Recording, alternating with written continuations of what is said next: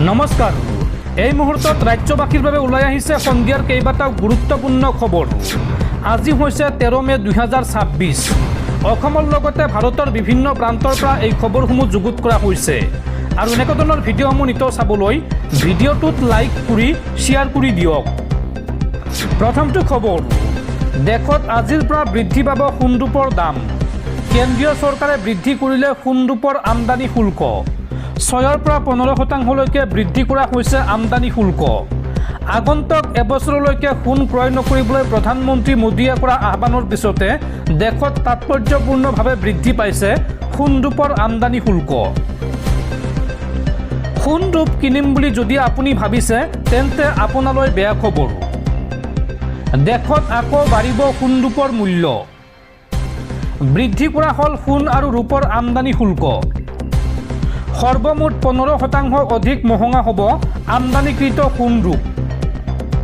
সোণ আৰু ৰূপৰ আমদানি নিয়ন্ত্ৰণৰ চেষ্টা ভাৰত চৰকাৰৰ। প্ৰধানমন্ত্ৰীৰ মিতব্যয়িতাৰ আহ্বানৰ পিছতে এই বিশেষ পদক্ষেপ লোৱা হৈছে। বুনিয়াদী শুল্ক 10% আৰোপ কৰা হ'ল সোণ আৰু ৰূপৰ আমদানিত আৰু লগতে অতিৰিক্তভাৱে 5% কৃষি আন্তঃগাঁথনি আৰু উন্নয়ন কৰ আৰোপ কৰা হৈছে সোণৰূপত আৰু এইদৰে 15% পৰ্যন্ত বৃদ্ধি কৰা হৈছে সোণৰূপৰ আমদানি শুল্ক।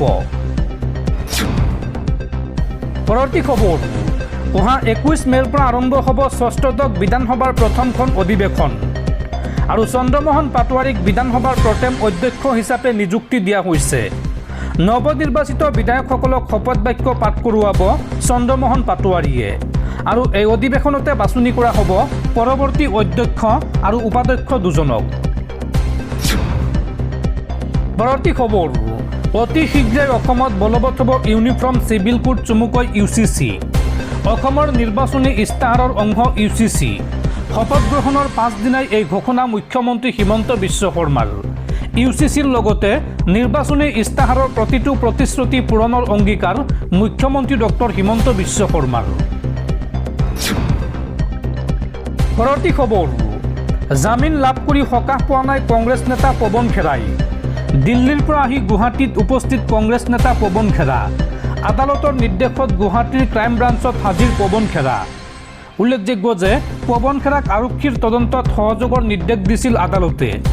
মুখ্যমন্ত্ৰী আৰু তেওঁৰ পত্নীৰ বিৰুদ্ধে একাধিক ভুৱা তথ্য দিয়াৰ অভিযোগ পৱন খেৰাৰ বিৰুদ্ধে আৰু এই সন্দৰ্ভত আজি এগৰাকী অধিবক্তা আৰু এজন পৰিয়ালৰ সদস্যৰ লগত গুৱাহাটীৰ ক্ৰাইম ব্ৰাঞ্চত উপস্থিত হয় জ্যেষ্ঠ কংগ্ৰেছ নেতা পৱন খেৰাই।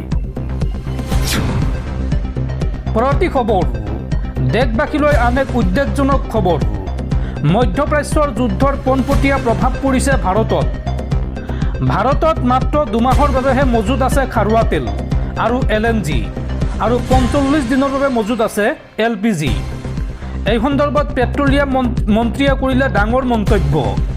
চৰকাৰৰ দিহা মানি চলাৰ আহ্বান দেশবাসীলৈ। দেশত মাত্ৰ 2 মাহৰ বাবেহে মজুত আছে খাৰুৱা তেল আৰু LNG আৰু 45 দিনৰ বাবে মজুত আছে LPG। পশ্চিম এছিয়াত চলা উত্তেজনাৰ বাবে বিশ্বজুৰি ইন্ধনৰ বাবে হাহাকাৰ আৰু দেশৰ প্ৰধানমন্ত্ৰী গৃহমন্ত্ৰীৰ লগতে পেট্ৰলিয়াম মন্ত্ৰীৰ আহ্বান সমগ্ৰ দেশবাসীলৈ। ধাৰাবাহিকভাৱে দেশৰ জনসাধাৰণলৈ আগবঢ়াইছে পৰামৰ্শ। দেশবাসীয়ে যাতে অভাৱৰ সন্মুখীন নহয় তাৰ বাবে দৈনিক LPGৰ উৎপাদন বৃদ্ধি কৰা হৈছে।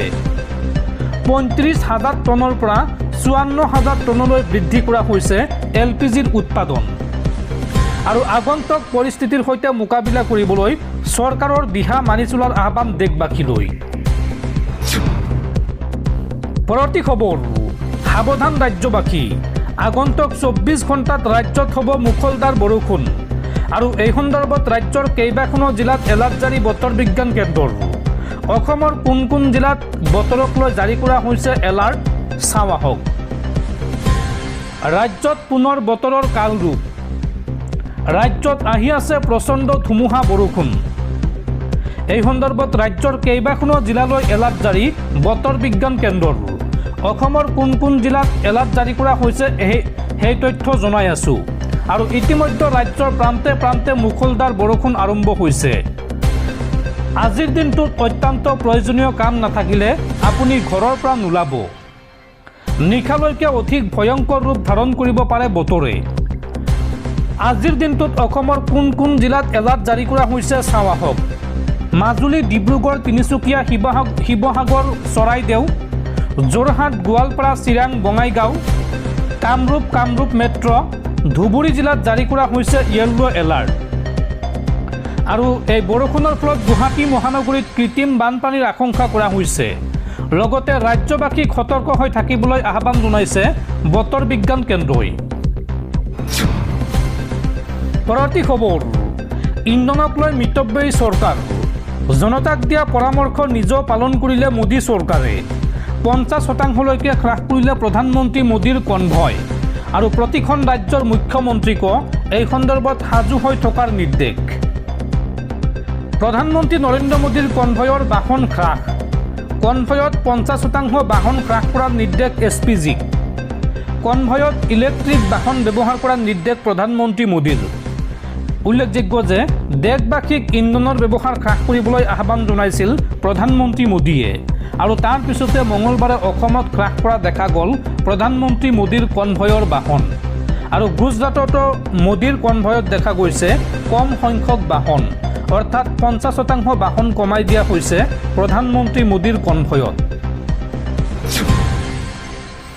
পৰৱৰ্তী খবৰ, এটাৰ পিছত আন এটা বিজয় থালাপতিৰ। নিৰ্বাচনী ফলাফলত এককভাৱে 108খন আসন লাভ কৰা বিজয়ৰ তামিলনাডুত আকৌ ঢৌ। বিধানসভাৰ আস্থা ভোটত 144 জন বিধায়কৰ সমৰ্থন। অৰ্থাৎ বিধানসভাত 144 জন বিধায়কৰ সমৰ্থনেৰে TVKৰ সংখ্যাগৰিষ্ঠতা প্ৰমাণ। AAIDMKৰ 26 গৰাকী বিধায়কৰ সমৰ্থন TVKলৈ। আৰু লগতে AMMKৰ এজন বিধায়কৰ সমৰ্থন TVKলৈ। পৰৱৰ্তী খবৰ, মই প্ৰধানমন্ত্ৰী মোদীক ক'ব বিচাৰোঁ যে এই 22 লাখ সন্তান দেশৰ যুৱ প্ৰজন্ম, এইসকল লোক জেনজি। যদি এইদৰে পৰীক্ষাৰ প্ৰশ্নকাকত ফাদিল হৈ থাকে তেন্তে এই জেনজিসকলে আপোনাৰ ঠিক একেই দশা কৰিব যিটো নেপালত ক্ষমতাত থকা লোকসকলৰ সৈতে কৰা হৈছিল। নীট পৰীক্ষাৰ প্ৰশ্নকাকত ফাদিল আৰু পৰীক্ষা বাতিলক লৈ এই মন্তব্য জ্যেষ্ঠ আপ নেতা মনীষ সিসোদিয়াৰ। পৰৱৰ্তী খবৰ, মুখ্যমন্ত্ৰী হিমন্ত বিশ্ব শৰ্মাৰ বিৰুদ্ধে মানহানিৰ গোচৰ ৰুজু। হিমন্ত বিশ্ব শৰ্মাৰ বিৰুদ্ধে এইবাৰ মানহানিৰ গোচৰ তুলিলে কুংকি চৌধুৰীৰ মাতৃ সুজাতা গুৰুং চৌধুৰীয়ে। 1 টকাৰ মানহানিৰ গোচৰ তুলিছে সুজাতা গুৰুং চৌধুৰীয়ে।